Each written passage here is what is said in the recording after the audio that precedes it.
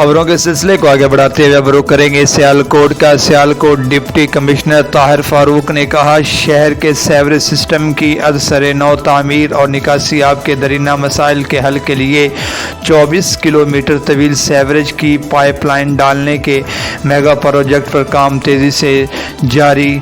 मज़ीद इस पर रिपोर्ट करेंगे हमारे नुमाइंदा अली इमरान।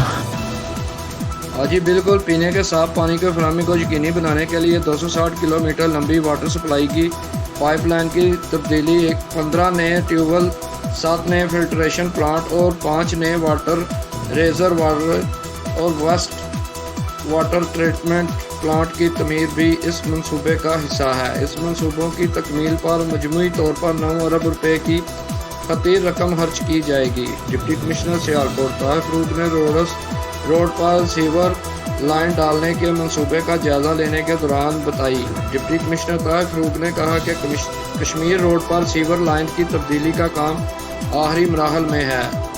31 अगस्त तक कश्मीर रोड पर ज़रूरी पेच वर्क के साथ मोटर एपल कर दिया जाएगा।